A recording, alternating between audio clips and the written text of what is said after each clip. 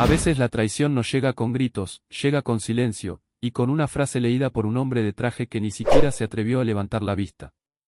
Todo será para el hijo mayor. Así, sin pausa, sin un gesto de duda. Como si no acabara de arrojar una bomba sobre mi pecho. Yo, el menor. El que se quedó mientras mi hermano cruzaba fronteras como si el mundo fuera suyo. Cuidé a mamá durante 3 años de una enfermedad que la fue consumiendo hasta dejarla irreconocible. Y aún así, todo fue para él. Apagué el teléfono. Salí. Me tragué las palabras, las lágrimas, la rabia. No volví jamás. Un mes más tarde, mi hermana me escribió un mensaje breve. Papá no quiere comer. Solo pregunta por ti. Le respondí sin adornos. Lo cuidé 3 años. El testamento fue claro. Ya no me corresponde. Sé cómo suena. Pero si no dejo esto salir, me va a pudrir desde adentro. Me está destrozando en silencio. La semana pasada, fui a la lectura del testamento. Como un condenado que ya sabe su sentencia, pero igual tiene que escucharla. La sala olía a cuero barato y aire rancio. Un silencio espeso lo cubría todo. El abogado, que conocía a mi familia desde hacía años, abrió el sobre con dedos temblorosos. Y con voz neutra, casi mecánica, dijo las palabras que todavía me repican en la cabeza. La casa. Los ahorros. Las inversiones. Todo queda en manos del hijo mayor. Sentí que el suelo se me abría bajo los pies. Me quedé mirando un punto fijo en la pared mientras la imagen de mi hermano en una azotea parisina, copa en mano, aparecía en mi mente como una maldita postal. 3 años. 3 años de noches en vela, de hospitales, de medicamentos imposibles de pronunciar. Y él, de festival en festival, con un bronceado perfecto y miles de likes. El abogado no se atrevía a mirarme. Sabía. Todos en esa habitación sabían. Mi hermana bajó la vista. Quería llorar, pero no conmigo. Guardé el celular, me puse de pie, y sin decir palabra, salí. Y no miré atrás. Pero para entender cómo llegamos ahí, hay que retroceder. Todo comenzó 3 años antes, cuando mamá nos reunió en la sala. Su voz estaba firme, pero sus ojos temblaban. Hola, amigos oyentes. No les quitaré mucho tiempo, solo un momento. Necesito mucho el apoyo de cada uno de ustedes. Por favor den me gusta y escriban un comentario con lo que piensan de esta historia y cómo actuarían si estuvieran en el lugar del protagonista. Si lo desean, también pueden compartir la historia con un amigo y les pido que se suscriban al canal. Gracias por escuchar. Es cáncer de páncreas, dijo. Etapa 3. Fue como si el tiempo se partiera en dos, lo que existía antes de esa frase, y lo que vino después. Los médicos hablaban de quimios duras, de tratamientos invasivos, de probabilidades bajas. Yo estaba sentado en el sofá pequeño, mi hermana en el sillón de papá, y mi hermano mayor, como siempre, de pie junto a la pared, inquieto, como si no perteneciera ahí. Él fue el primero en decir algo. Esto es momentáneo. Solo necesito terminar un proyecto en Barcelona. Es algo importante para mi carrera. Regreso pronto. Mamá asintió, como si fuera una decisión lógica. Como si tuviera sentido que él siguiera su vida. Yo, por mi parte, acababa de recibir la oferta que llevaba años esperando. Una promoción que significaba un ascenso, más estabilidad, un futuro por fin claro. Pero cuando vi a mamá, tan pequeña en su bata, supe que había una decisión que ya estaba tomada por mí. Alguien tenía que quedarse. Fui yo. Fui yo quien se levantó al día siguiente y habló con su jefe. Una situación familiar delicada. Pensé que serían unos meses.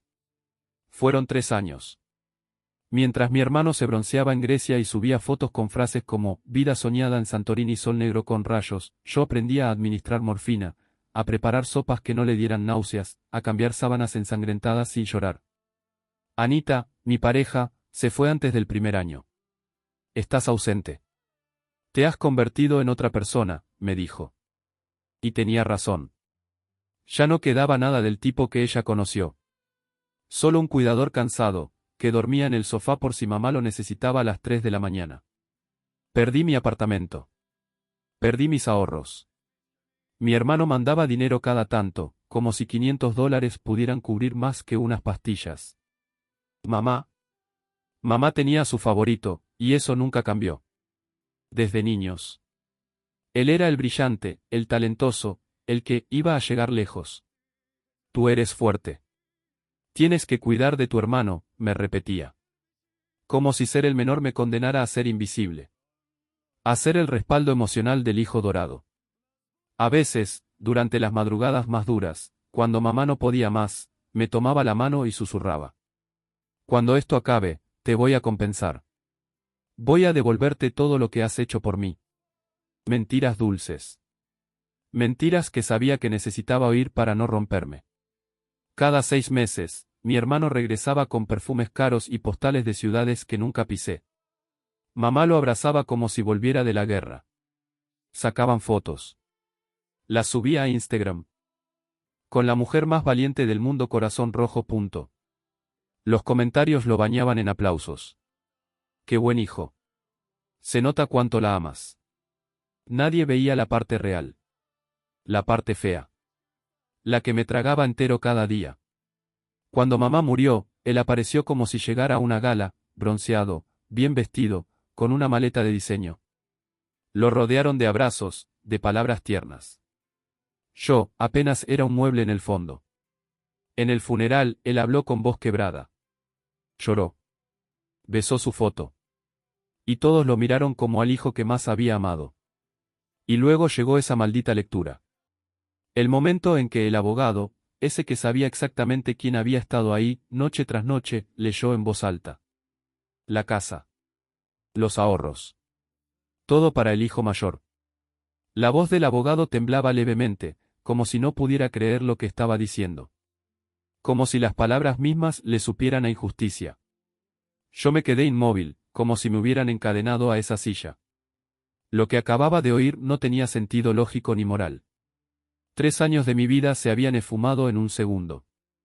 3 años donde todo se desmoronó. Mi carrera. Mi relación. Mis ahorros. Mi paz mental. Todo abandonado en el altar de un sacrificio que nadie parecía haber visto.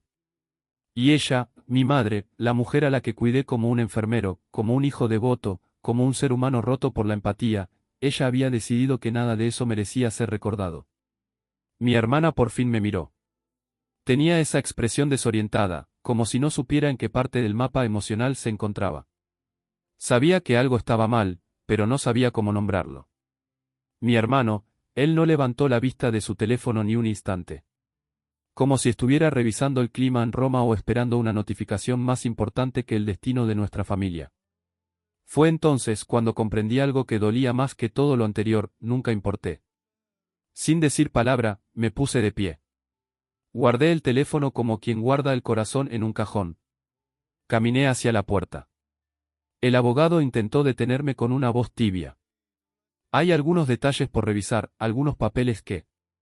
No lo dejé terminar. Crucé el umbral y no miré atrás. No volví jamás. Después de aquello, me desconecté por completo. Bloqueé a todos. Cambié de número. Alquilé un pequeño apartamento en un barrio donde nadie conocía mi nombre. Me evaporé. A veces la gente me preguntaba si no me sentía culpable por cortar todos los lazos así, de forma tan tajante. La verdad es que no. Estaba exhausto. Quemado por dentro. Cansado de sentir. Después de 3 años viviendo para alguien más, lo único que necesitaba era silencio. El tipo de silencio que no juzga. El que te envuelve como una manta después de una tormenta. Al principio, mis mañanas eran extrañas. Me despertaba con la sensación de que tenía que alistar medicamentos, revisar citas, preparar avena sin azúcar. Y luego, lentamente, recordaba que esa carga ya no era mía. Y no sabía si eso me aliviaba o me dejaba más solo. Encontré un nuevo trabajo. Nada espectacular, pero suficiente para empezar de cero. Una oficina pequeña, sin presiones. Allí no era el que cuidó a su madre, ni el que se distanció de la familia. Solo era un hombre más que hacía su turno y volvía a casa. Y eso, en ese momento, era todo lo que necesitaba. Claro que mi desaparición no fue aceptada tan fácilmente. El primero en localizarme fue mi hermano. No sé por qué medios consiguió mi nuevo número, pero lo logró. Y empezó a llamar. Tenemos que hablar, decía, con ese tono seco que siempre usaba cuando no entendía algo. Estás actuando como un niño.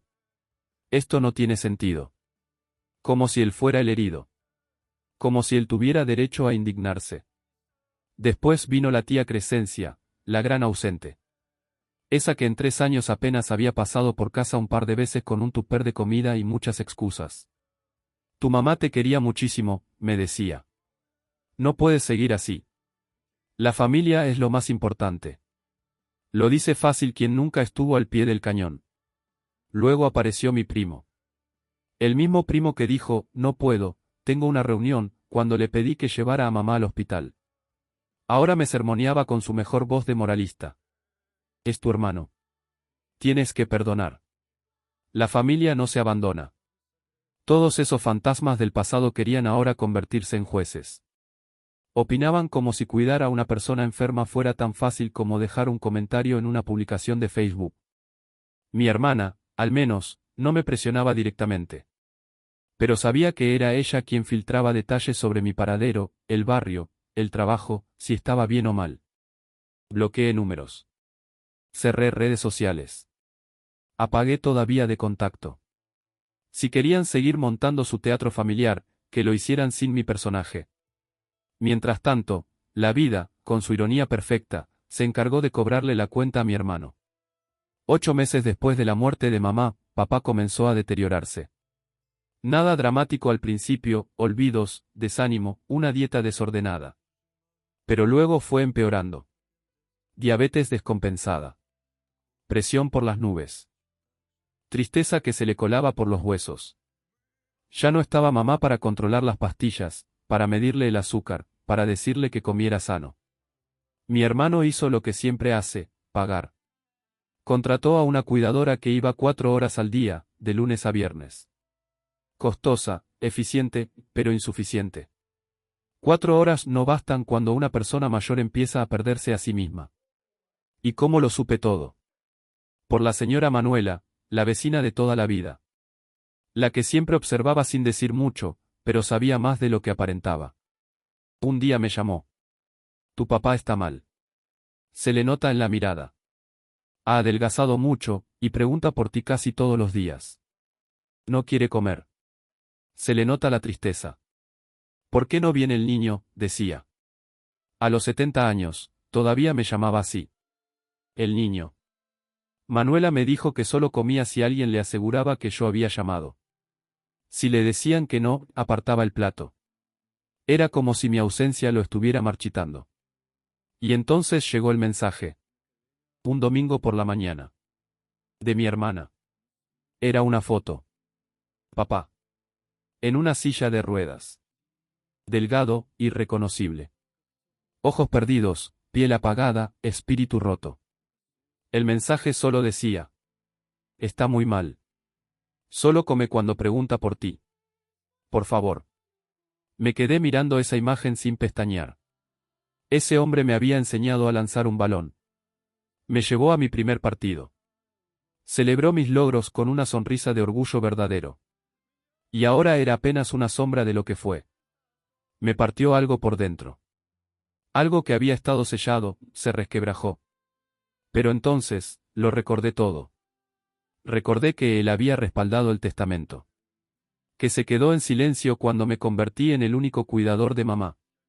Que defendió la idea de que mi hermano debía aprovechar su gran oportunidad en Europa. Papá nunca fue cruel. Pero tampoco fue justo. Así que escribí el mensaje. Sabía que iba a doler. Y lo envié. Lo cuidé 3 años. El testamento fue claro. Ahora le toca al hijo favorecido. Eso fue todo lo que escribí antes de apagar el teléfono y salir sin rumbo fijo. Necesitaba que el viento me golpeara la cara, que mis pasos me sacaran del nudo que tenía en el pecho. Porque, por primera vez en mi vida, había trazado una línea. Había dicho basta. Por fin, había dejado de complacer. Por fin, obligué a otros a enfrentar lo que habían ignorado por tanto tiempo. Y sí, se sintió como respirar después de una larga asfixia. Se sintió justo. Pensé que mi silencio marcaría el final. Me equivoqué. 2 semanas más tarde, papá terminó en una sala de urgencias. Colapso por desnutrición y una crisis diabética. Doña Manuela, la vecina que había visto envejecer a mis padres desde la ventana de al lado, me lo contó después. Lo encontraron tirado en el suelo de la cocina, solo, a media tarde. La cuenta del hospital superaba los $8.000. Y mi hermano no podía cubrirla. Resultó que su vida de aventuras europeas se había llevado más que sus ahorros. Resultó que pagar cuidados, médicos y medicamentos era más complejo que sacar fotos bonitas desde un balcón en Florencia. Resultó que heredar también significa asumir responsabilidades. Y eso, nunca lo había calculado. Mi hermana empezó a enviarme mensajes con una urgencia que rozaba la desesperación. El hospital quiere hablar con el hijo que estuvo al lado de mamá. Los médicos preguntan si tú puedes autorizar ciertos procedimientos. Papá no deja de repetir tu nombre. Ignoré cada uno. Hasta que, una tarde, saliendo del trabajo, lo vi. Mi hermano. Esperando junto al portón del estacionamiento, pálido, con la camisa arrugada y el rostro devorado por el insomnio. Había adelgazado. Y su cuerpo hablaba un idioma nuevo, el del agotamiento real. No sabía que podía ser tan cruel, soltó, como si la crueldad fuera rechazar una carga y no imponerla. Le dije que no había nada que hablar. Que él había tomado su camino cuando eligió largarse mientras mamá se consumía. Que cuando firmó como único heredero sin siquiera titubear, también firmó su deber. Y entonces bajó la guardia. Estoy al límite, me dijo, con voz quebrada. No imaginé que fuera así de complicado. No sabía que papá necesitaba tanta ayuda. No sabía que los gastos eran incontrolables. Como si el desconocimiento borrara las decisiones. Me confesó que estaba considerando vender la casa donde crecimos. Donde mamá había vivido sus últimos días. Donde cada rincón tenía una huella de quienes fuimos. Y luego, hizo su jugada. Si me ayudas con papá, te doy la mitad de la casa. Lo que te habría tocado. Solo, ayúdame. Me reí, sin alegría. Ahora sí, cuando el peso lo estaba aplastando, recordaba que existía. Ahora sí, se acordaba de compartir. Le pregunté dónde estaba esa empatía cuando yo me desvelaba con mamá día tras día. ¿Dónde estaba su sentido de justicia cuando aceptó la herencia completa sin mirar atrás? ¿Dónde estaba su familia unida mientras yo me arruinaba física y emocionalmente por cuidar sola a nuestra madre? No tuvo palabras. Solo un suspiro. Mamá siempre decía que tú eras el fuerte, murmuró. Que yo era más débil. Que tú podrías con todo. Como si ser fuerte significara estar condenado a soportar eternamente. Esa noche no dormí. No por remordimiento. Dormí mal por la rabia. Rabia por todos los años que me creí esa narrativa. Por cargar, sin quejarme, una mochila que no me tocaba solo a mí. Por confundir resistencia con obligación. Porque ser fuerte no es sinónimo de ser disponible para el abuso. Ni significa que tu esfuerzo debe ser silencioso, invisible o gratuito. 2 días después, fui al hospital. No buscando reconciliación. Solo necesitaba cerrar un ciclo con quien, al menos una vez, fue mi ejemplo. Papá estaba despierto. Y al verme, se le encendieron los ojos como si el tiempo retrocediera. Sabía que vendrías, hijo, me dijo, sonriendo débilmente. Conversamos 1 hora. Me pidió disculpas. Confesó que el testamento no había sido idea suya. Que mamá lo convenció. Que él solo quiso mantener la paz. Ella creía que tu hermano te necesitaba más. Yo siempre supe que tú ibas a hacer lo que había que hacer. Le dije que lo perdonaba. Y no mentía. Papá no fue malintencionado, solo fue cobarde. Ceder fue siempre su forma de evitar conflicto. Pero el perdón no borra el pasado. Ni implica repetirlo. Antes de irme, hice lo que creí impensable. Le aseguré un lugar en un hogar geriátrico privado, con atención especializada y personal atento. Pagué el primer mes yo mismo, $3.000 que me dolieron, pero que me liberaron. Le dije a mi hermano que papá estaría cuidado ese mes. Después de eso, él tendría que arreglárselas. Como correspondía al heredero. Mi hermano me rogó que no lo dejara solo. Que mamá quería que estuviéramos unidos. Que la familia debía estar por encima de todo. Las mismas frases vacías que usaron toda la vida para disfrazar la conveniencia como afecto. Yo le respondí lo que llevaba años callando. Mamá tuvo su oportunidad de demostrar lo que yo valía para ella. Eligió. Ahora me toca elegir a mí. Papá falleció medio año después. Sin dolor. Tranquilo. Atendido. Mi hermano logró sostener los pagos vendiendo una parte de los activos que heredó. No fui al entierro. Mandé flores y una nota sobria. Descansa en paz, papá. Que mi hermano se quedara con los abrazos, las lágrimas y los discursos. Yo ya había dado todo lo que tenía que dar. Hoy ha pasado más de un año. Mi hermano vive alquilando. Tuvo que vender la casa para cubrir los últimos gastos médicos. Trabaja en un empleo que odia, y lo sé porque algunos familiares siguen escribiéndome.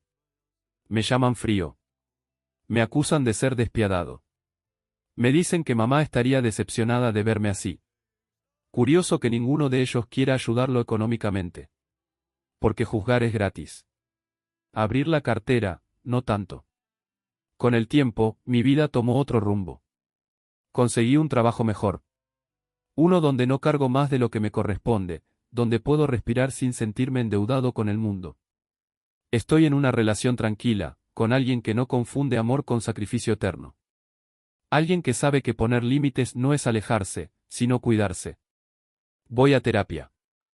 He aprendido que decir no no es un acto de frialdad. Es un acto de preservación. Y que hay heridas que no se cierran pidiendo disculpas, sino aprendiendo a no abrirlas más. A veces pienso en mamá. Y sí, todavía hay una tristeza suave, como un eco lejano. Pero ya no hay rabia. Ella eligió. Y yo también. El favoritismo fue su decisión. Y su precio no lo estoy pagando yo. Esta historia deja cicatrices, sí, pero también enseñanzas. Cuando los padres reparten el afecto con balanza torcida, las consecuencias se sienten durante generaciones. El hijo ignorado aprende a desaparecer. Y el hijo preferido crece sin aprender a sostener el mundo que le entregaron sin esfuerzo. Nadie gana. El sacrificio, aunque noble, no garantiza gratitud. Puedes haber dado todo, tiempo, energía, salud, alma, y aún así, pasar desapercibido. El amor incondicional no siempre es recíproco. Y cuando no lo es, protegerte no te hace egoísta. Te hace cuerdo. Poner límites duele. No a ti, sino a los que se acostumbraron a que fueras el soporte de todos, el sí permanente, la solución inagotable. Pero tu paz mental vale más que su comodidad. Quien recibe más, debe cargar más. Los privilegios exigen responsabilidad. No puedes quedarte con el fruto si no estás dispuesto a cuidar el árbol. La justicia, muchas veces, no llega por vías oficiales. Ni la ley familiar, ni los testamentos, ni las opiniones ajenas garantizan equidad. A veces, la única justicia real es la que uno mismo se atreve a construir. Y esa se edifica con límites, con renuncias necesarias, con amor propio. Porque al final de todo esto, aprendí algo fundamental. Cuidarme no fue un acto de venganza. Fue un acto de supervivencia. Gracias por leer hasta el final. Aquí contamos relatos reales que no solo tocan el corazón, sino que nos obligan a pensar. Esto lo viví yo. O alguien que amo. Historias humanas, contadas con la honestidad que merecen. Porque compartir lo vivido no solo alivia, nos hace más fuertes. Dale like, comparte si lo sentiste en el pecho, y activa la campanita para no perderte más voces que merecen ser escuchadas. Aquí creemos que toda historia importa. Incluso la tuya.